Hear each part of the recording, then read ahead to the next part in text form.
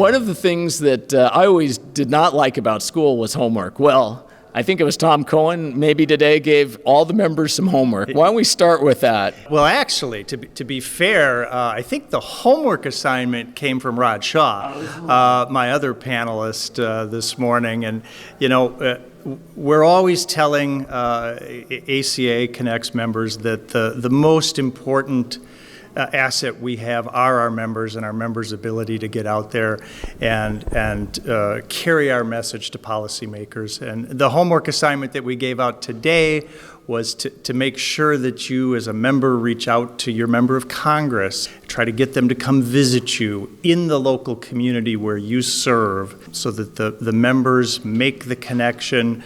Members of Congress are really busy in Washington. They're actually slightly more relaxed when they're back in the district. They're looking for things to do. And there's really a great opportunity to make a connection and a bond as a local provider in the community that some of the larger providers don't have that asset to deploy. Well, and I can't remember if it was Rhod or Tom said you can be like that local professor. You're educating these folks. Yeah, that is absolutely the case. And members of Congress are thirsty for that knowledge. They have to shift from healthcare to telecom to tax policy to Iran to North Korea to gas prices, and they need to take a refresher course every so often, and that's the role that our members can play. And you guys have some really cool stuff to show and stories to tell. And from a broadband perspective, many probably in Congress have thought, well, we signed all this money and our job's done and that's behind us, right? I have certainly heard that from some members of Congress that, how's the rollout going? And we have to remind them that there's still a lot of work to be done by the government agencies and by the governors of each of the 50 states and territories to push that money out. But some of my members say, well, I know what a head end is. I've seen a head end, but most members of Congress have never seen a head end. And I took my first tour recently in this role, and it's a baseline education that everybody needs, and we hope our members will go out and push on. Well, and there's nothing more fun to go out in the field and literally in the field and see a boring machine, drilling through the earth and so forth, right? It is splicing. I got to watch a fiber splice, and much more complex and finite work than I would have otherwise anticipated. You think cable big. So it's a great way to deliver an important message, open a dialogue, and those relationships are built over years of ongoing discussions.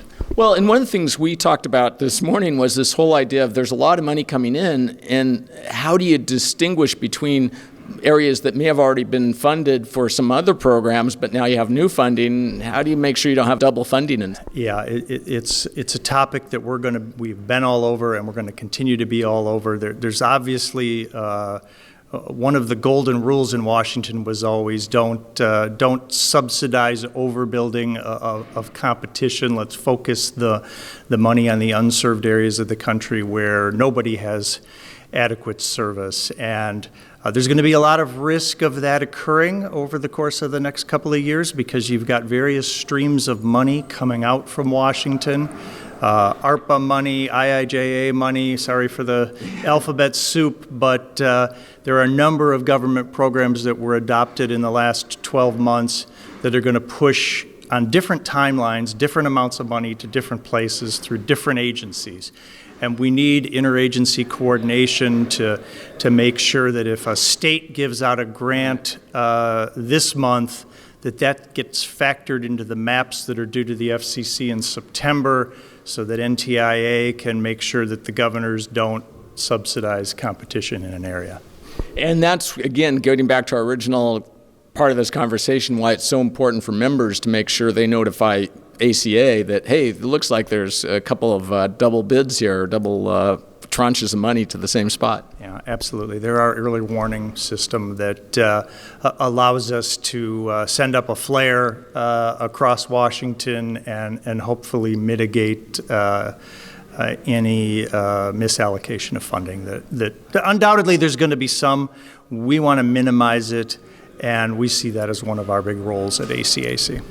Well, and I want to talk a little bit about what ACA has planned. You kind of gave a little glimpse of an announcement of what we have coming up in the spring, I suppose, or sometime next year. Yeah, sometime next year. We've had a number of questions about ACA's historic summit that we hold in Washington every year. The last one was 2019 during the pandemic. I did announce this morning that we are going to hold a summit during 2023. We're still trying to get back on the dance card of some of the venues in Washington. Everything's been scrambled from a convention perspective due to COVID. But we've made a decision that we do want to do a summit.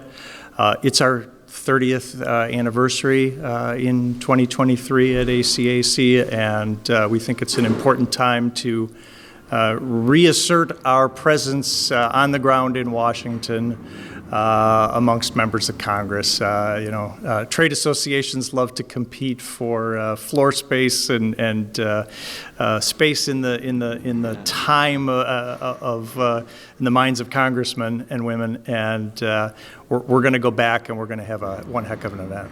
Excellent. And speaking of one heck of an event, what are your impressions of your first independent show? Blown away, I guess is what I would say. This is my first show. I hadn't been here previously. I've been to a lot of trade shows in a lot of tech industry over the years, but this one was special to me, along a little bit by the fact that we haven't been together in person in 3 years. But I saw, more than 1,000 people turn out for this gathering, and to come here not one morning or one afternoon, but morning, noon, and night, day after day for several days. There's a special flavor of hosting it here at Disney. Many people brought their families. That made for an exciting and memorable time for all of us. In addition to, of course, getting to say goodbye to my predecessor, Matt Polka, and we had a fantastic time doing that last night.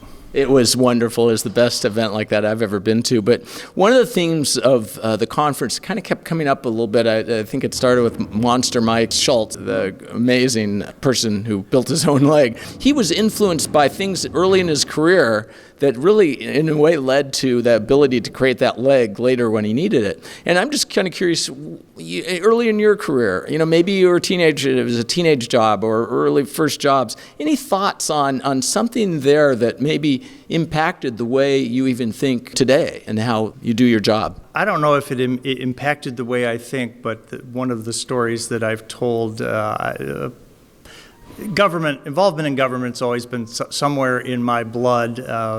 My mother tells me that I spent a lot of time counting delegates at the Republican convention for Richard Nixon in 1972. I was watching it over television, but that's one of those formative moments to me was to understand what goes on in Washington and how government works, and I've continued that throughout my career in various roles.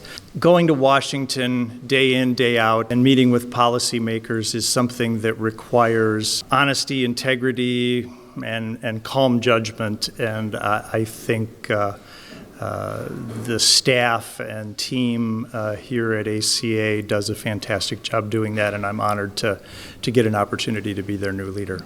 Well, excellent. It's so great to meet you and spend the last couple days with you, Grant. So appreciate it. Thank you. And wish you the best. Thank you very much.